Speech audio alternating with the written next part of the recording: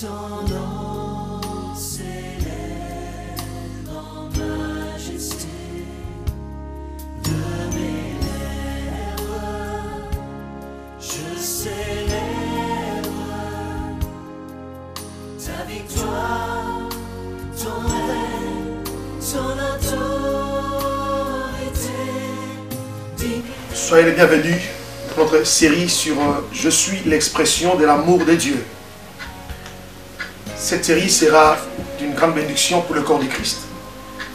Et nous allons, à la grâce du Seigneur, nous attacher à vous communiquer les intérêts du salut, ce que Christ a accompli à la croix. Nous voulons que l'Église arrive à comprendre dans sa longueur, dans sa largeur, dans sa hauteur, dans sa profondeur, l'œuvre de Christ à la croix. Aujourd'hui minimisée, aujourd'hui bafouée. Nous voulons, avec beaucoup plus de force, élever le message du salut. Élever la croix au centre de l'Église. Que cela soit les intérêts, n'est-ce pas, de la vie chrétienne. Nous allons prier, commencer notre émission sur « Je suis l'expression de l'amour des dieux ». Je te bénis, tendre Père, pour l'œuvre que tu as accomplie par Jésus à la croix. Et nous voulons, ô Dieu, témoigner cela dans ce monde où tu nous as envoyés comme des ambassadeurs, des représentants, Seigneur. Donne-moi la force par le Saint-Esprit de communiquer ces vérités avec beaucoup plus de simplicité. Donne-moi la force, ô Dieu, de communiquer ces vérités avec beaucoup plus d'amour, ô Dieu. Si toi, tu ne m'as pas condamné, j'aimerais moi aussi, ô Dieu, ne pas condamner quiconque, ô Dieu, sera sous le son de ma voix. Que le Saint-Esprit, seul qui a la capacité de transformer les cœurs, de percer les cœurs, ô Dieu, et de loger la parole, soit présent, soit dans l'œuvre maintenant. Glorifie ton Saint-Nom. Jésus, merci. Nous voulons comprendre les mystères de la croix. Et nous voulons remettre cette croix au centre de l'Église afin qu'il y ait véritablement amour au Dieu et croissance véritable, Seigneur, sont les normes de la parole. Donne la gloire, Père, en ton nom. Merci pour celui ou celle qui écoute ce message, édifie, encourage, exhorte, guérit, délivre, au Dieu, au nom de Jésus-Christ. Amen. Gloire à Dieu. Comme je disais au début, nous voulons, avec beaucoup plus de fardeau dans le cœur, remettre la croix au centre de l'Église. Et ce matin, je vais me permettre de parler sur le pardon. N'oubliez pas d'aller sur notre site ou carrément sur YouTube, tapez la nouvelle naissance avec Emmanuel Okwan ou pasteur Tati Okwan et vous verrez le premier message sur la nouvelle naissance, le salut. Et nous continuons la série, n'est-ce pas, avec le message sur le pardon. Le pardon, nous savons, c'est un acte libre. Il est fait de tout son cœur, il est fait de toute sa nature. Il les donne à l'homme. Et il est important que nous puissions le comprendre. Nous allons prendre les textes de base dans Matthieu chapitre 18. Nous savons que Matthieu chapitre 18 est le 4e discours que Jésus a donné à ses disciples. À cause du temps, nous allons prendre juste un extrait de ces discours. Ici, il parle, n'est-ce pas, de l'approche ecclésiastique, de la relation dans le royaume. Mais nous allons lire les versets jusqu'au verset 35. On fera une longue lecture. Je vous dis encore que si 2 d'entre vous s'accordent sur la terre pour demander une chose quelconque, elle leur sera accordée par mon Père qui est dans les cieux. Car là où 2 ou 3 sont assemblés à mon nom, je suis au milieu d'eux. Alors Pierre s'approcha de lui et dit, Seigneur, combien de fois pardonnerai-je à mon frère lorsqu'il péchera contre moi? Sera-ce jusqu'à 7 fois? C'est Pierre qui s'approche de Jésus et qui lui-même fixe déjà un certain nombre de fois qu'il devait pardonner à son semblable. On voit un peu de l'orgueil ici. Paul prétend être un homme qui ne peut pas ou qui ne sera pas à la hauteur d'offenser son prochain, l'autre. Il dit combien de fois, il demande une règle pour qu'il pardonne.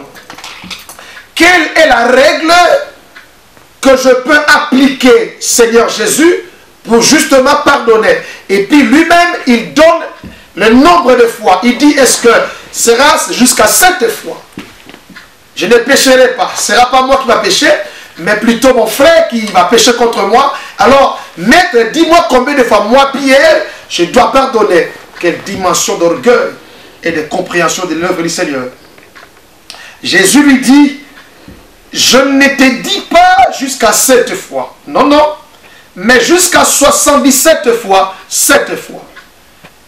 Jésus ne donne pas aussi un nombre déterminé. L'expression utilisée ici, c'est pour dire à Pierre, pardonne jusqu'à ce que tu prendras l'habitude de pardonner.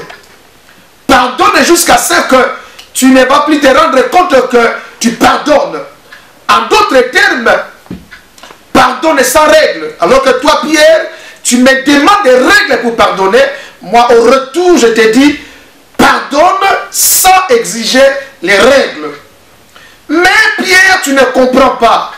Alors Jésus va donner une illustration. Il dit, c'est pourquoi le royaume des cieux est semblable à un roi qui voulut faire rendre compte à ses serviteurs. J'aimerais en passant dire ceci, le Seigneur ne fait pas le parallèle entre le royaume et un roi. Non, mais une comparaison. N'oubliez pas que c'est une parabole.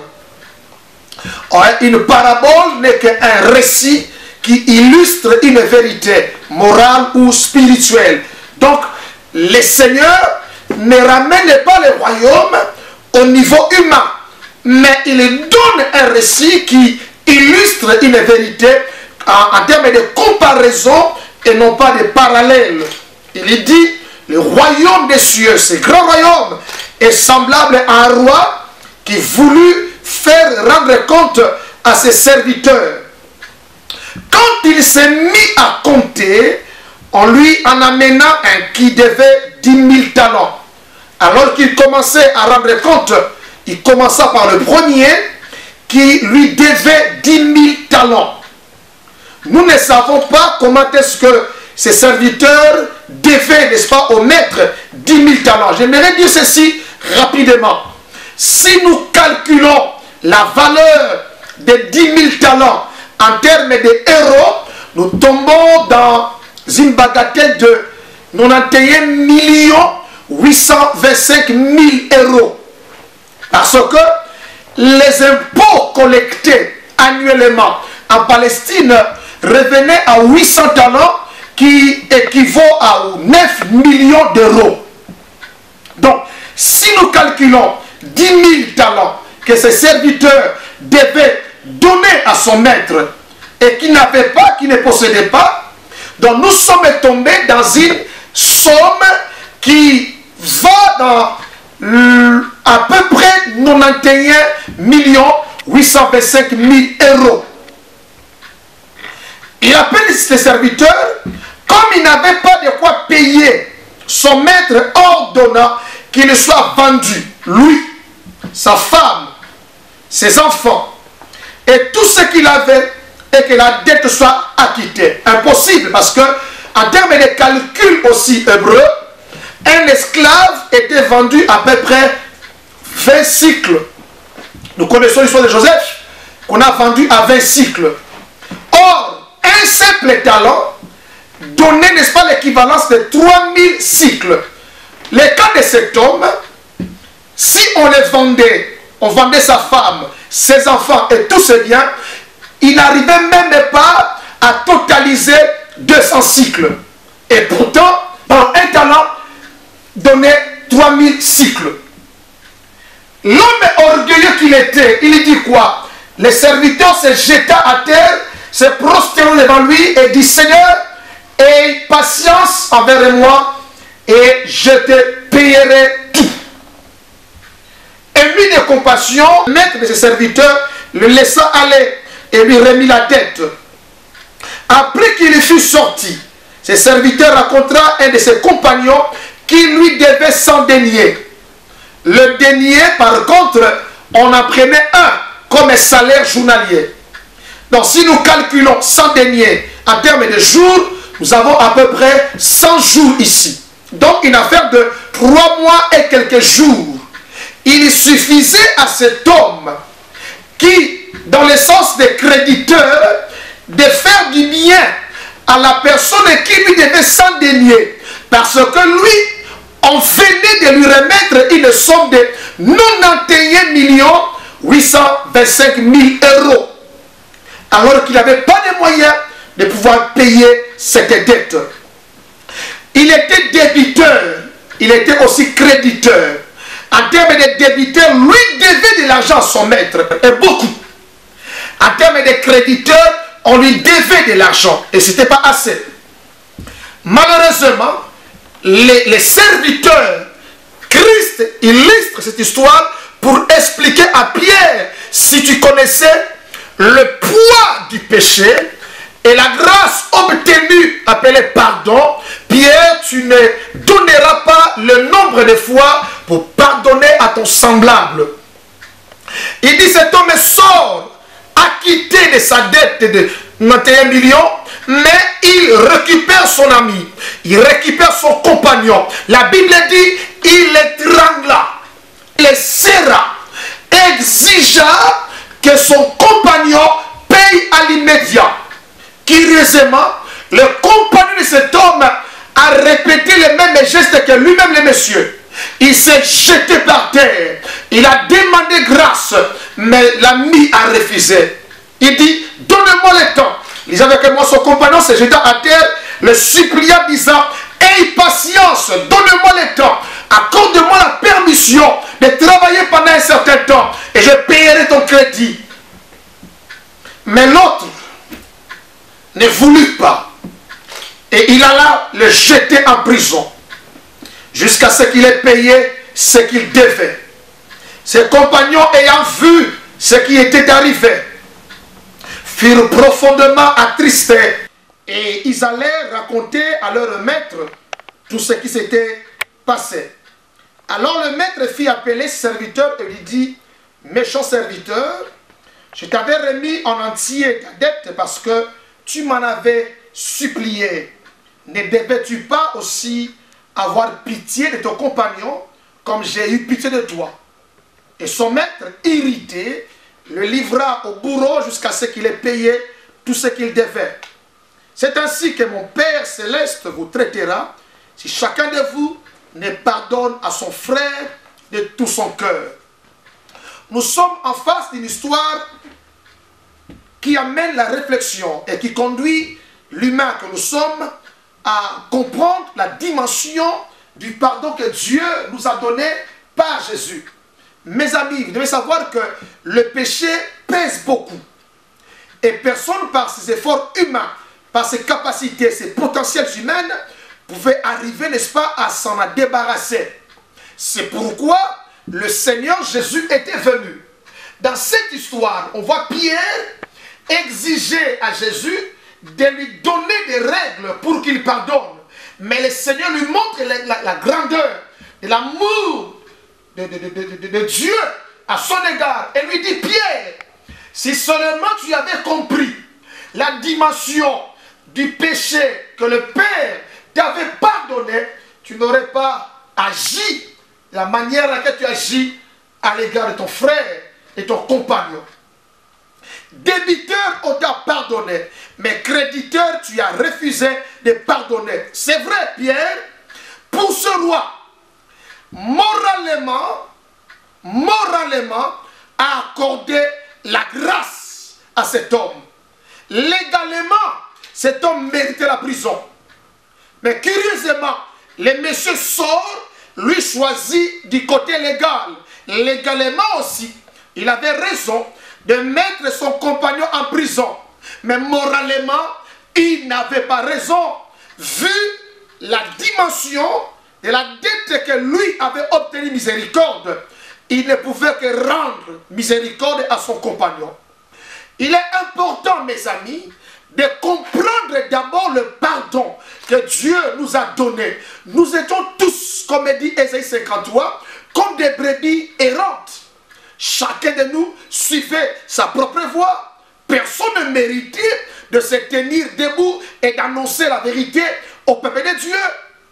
Mais l'Éternel a fait retomber toutes ces iniquités sur Jésus et nous a gratuitement pardonné et nous a donné la vie éternelle. Nous avons reçu cela moralement, ce qu'on appelle la grâce. Mais nous voulons juger les autres d'une manière légale, la justice, la loi.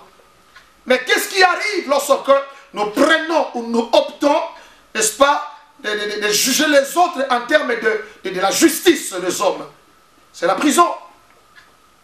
Cet homme s'est retrouvé en prison parce qu'il n'a pas voulu accepter la grâce, mais il a voulu que les choses soient traitées par rapport à la loi, par rapport à la justice, qu'aucun homme n'était à mesure de pouvoir honorer ou respecter.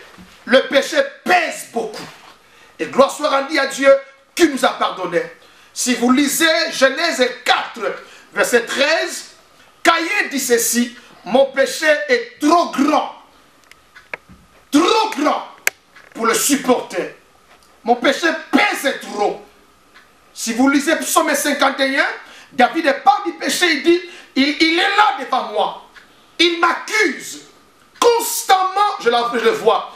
Il m'a fait perdre la joie. Le péché pesait beaucoup. Quelqu'un aurait dit, pourquoi Jésus devait mourir à la place des humains? Il n'y avait pas-t-il une autre solution pour que les hommes soient sauvés? Pourquoi ce maître borné est-il monté à la croix? Et pourtant il savait qu'il était recherché. La réponse que j'ai beaucoup aimée, c'est celle que l'évêque de Canterbury a donnée à cet homme. Il lui a dit, si seulement tu connaissais le poids du péché et la valeur du pardon, tu changerais ta confession. Le Seigneur Jésus ne demandait pas que nous puissions pardonner en comptant le nombre de fois, mais il nous demande de pardonner comme lui nous a pardonné. Et quand nous lisons Colossiens chapitre 2, 13 jusqu'en bas, la Bible dit il a effacé l'acte dont les ordonnances nous condamnaient et qui subsistait contre nous. Le terme grec l'explique bien. Kierographon, ce qui veut dire un document écrit à la main propre. Un document de reconnaissance des dettes écrit à la main de la personne qui devait de l'argent. Ce document est considéré du point de vue juridique comme une obligation. Ce n'est pas un document tapé à la machine pour que la personne nie. Ce n'est pas un document qu'on a donné comme si tu étais aveugle pour que tu signes. C'est ton empreinte à toi. C'est ton identité, c'est ton écriture, c'est ta signature. C'est les documents de reconnaissance, une obligation. C'est ces documents-là qui nous condamnaient, que Jésus a effacé à la croix. Il nous a, par sa mort, accordé ce que le monde n'avait pas de précieux. Le pardon de Dieu. Un acte libre. Un acte rempli de miséricorde. Un acte qui met l'accent que sur la grâce. En Jésus. La croix pour nous est devenue un symbole de victoire et non pas de malheur. Parce que par la croix, la victoire a été rapportée. Et par sa résurrection, la victoire a été reconnue. Notre mission, notre devoir, c'est d'annoncer, de démontrer, de publier cette victoire reçue à la croix. Le Seigneur Jésus nous a pardonné. C'est à nous d'accepter ce pardon. C'est à nous de croire à ce pardon. À nous de recevoir ce pardon. À nous de communiquer ce pardon aux autres. Pierre, si seulement tu avais compris le poids du péché que Dieu a enlevé, pas enterré, mais enlevé, tu n'aurais pas dit combien de fois devais-je pardonner à mon frère. Pourquoi nous ne pardonnons pas à nos bien-aimés? Parce qu'on n'a pas compris les pardons du Seigneur. On n'a pas reçu les pardons du Seigneur. Lorsque l'apôtre Paul écrit ces choses, il dit, j'aimerais que le Saint-Esprit, dans Éphésiens, fasse son ministère d'illumination pour que nous puissions arriver à comprendre ces réalités, ces vérités. Nous sommes devenus l'expression de l'amour de Dieu. Personne n'était à mesure d'échapper, n'est-ce pas, à cette tes dettes. Ça pesait trop. Ta valeur à toi, n'est-ce pas, était à 20 cycles, alors que tu devais à ton maître beaucoup et plusieurs cycles. Mais il n'a pas compté cela. Je vais parler à quelqu'un pendant que je prêche ici, mon ami. Ce n'est pas le poids de ton avortement qui va empêcher Dieu de te pardonner. Ce n'est pas le poids de ton meurtre qui va empêcher Dieu de te pardonner. Ce n'est pas le poids de la trahison qui va empêcher Dieu de te pardonner. Il se peut que tu as signé des pactes dans certaines loges et tu t'es dit pourquoi je l'ai fait. Est-ce que Dieu, si je reviens à lui, peut encore me pardonner? Oui, oui. Il a les paquets. Il en a en abondance. Esaïe dit à notre Dieu qui ne se lasse de pardonner. Si seulement tu reviens à lui de tout ton cœur, si seulement tu peux recevoir cette grâce qui t'étend aujourd'hui et dit je suis là, je l'accepte, tu l'obtiendras. Et tu pourras le communiquer aussi aux autres. C'est très important. Légalement, on ne le méritait pas, mais moralement, nous le méritons. Et c'est très, très, très important. La mort a été vaincue, le péché a été vaincu, le diable a été vaincu, le pardon est prêché, le pardon a été lancé. Nous l'avons par la grâce et par la foi. C'est très, très important et très capital. Prends avec moi le livre de Colossiens, chapitre 3. Il t'a pardonné. Il n'y a plus de condamnation pour toi. Il t'a libéré. Il a dit tu peux partir. Tu n'as pas les moyens pour payer ce que tu as commis comme péché. Il dit par mon amour et par la grâce, je te les donne gratuitement. Un homme qui a compris ces choses les communique aux autres. La plus grande difficulté que nous avons, c'est parce que nous ne comprenons pas facilement la grâce que Dieu nous a donnée, le pardon que Dieu nous a communiqué. C'est pourquoi notre cerveau n'accepte pas que nous puissions le donner aux autres. Dans Colossiens 3, verset 13, l'apôtre dit ceci: supportez-vous les autres, et si l'un a sujet de se plaindre de l'autre, pardonnez-vous réciproquement. De même que Christ vous a pardonné, pardonnez-vous aussi. Supportez-vous les uns les autres, et si l'un a un sujet de se plaindre de l'autre, pardonnez-vous réciproquement. Pourquoi? De même que Christ nous a pardonné. Le pardon trouve son sens dans la compréhension du pardon obtenu de la part de Jésus. Nous lisons encore Éphésiens, chapitre 4, verset 32. L'écrivain de l'épître aux Éphésiens, l'apôtre Paul, il dit: soyez bons les uns envers les autres, compatissants, vous pardonnant réciproquement comme Dieu vous a pardonné en Christ. Et la manifestation du pardon de Dieu en Christ a coûté sa vie, a coûté la vie d'un innocent, un agneau sans défaut et sans tache, agneau complet. Il a juste écouté les cris de ton cœur quand tu as crié à lui: aie pitié de moi. Sincèrement, au plus profond de toi, le Seigneur a écouté. Il dit: vas-y, ne les fais plus. Pourquoi tu les fais à l'autre? Pourquoi condamnes-tu l'autre? Pourquoi l'amènes-tu en prison? Si tu veux la loi, c'est toi qui seras en prison. La fin de l'histoire, le roi a dit: mettez-lui en prison. Et la loi, à 100%, mettez-lui en prison. La grâce, elle est facile, elle donne, elle n'exige pas beaucoup de choses. Juste la foi, la confiance absolue en Dieu. Soyez bons les uns envers les autres, compatissants, vous pardonnant réciproquement, comme Dieu vous a pardonné en Christ. J'ai voulu ce matin te dire que le pardon est encore là. Si tu es chrétien, n'oublie pas que le poids de ton péché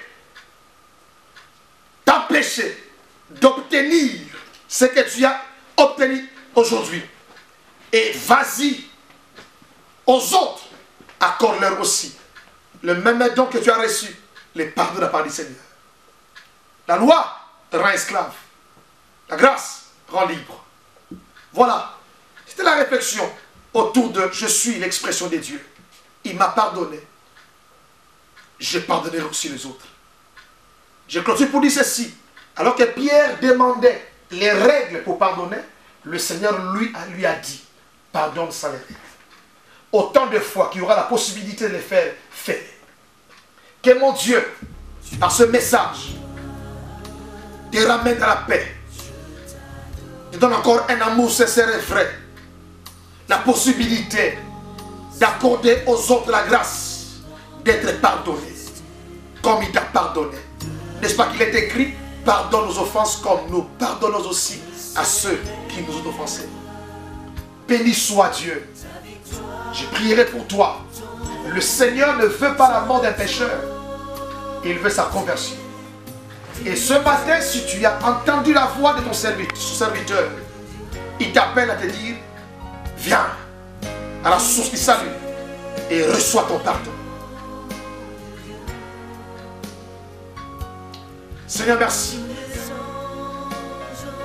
pour ce que tu as accompli à la croix, alors que tu as vaincu la mort, le péché et Satan, alors que tu as promulgué, oh Dieu, les pardons à l'humanité.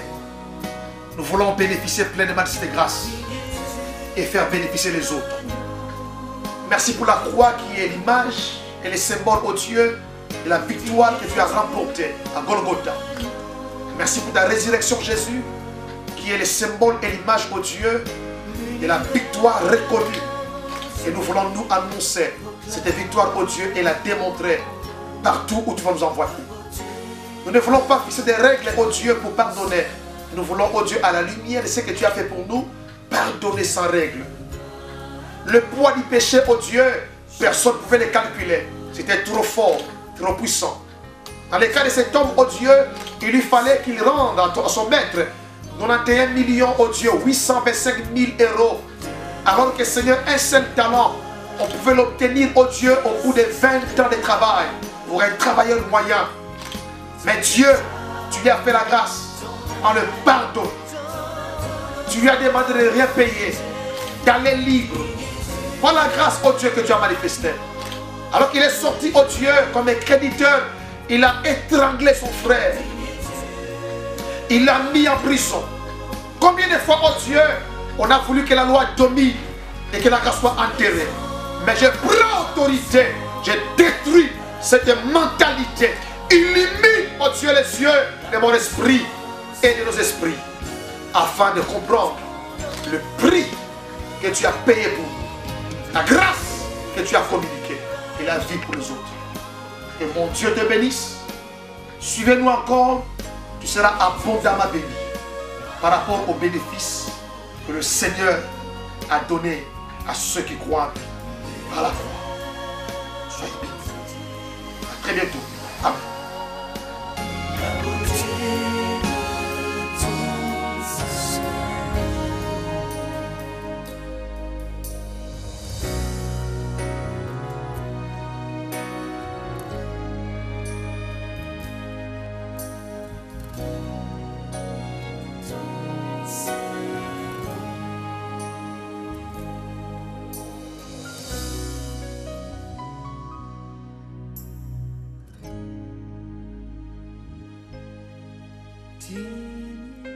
Tu agneau de Dieu, tu dis Dieu.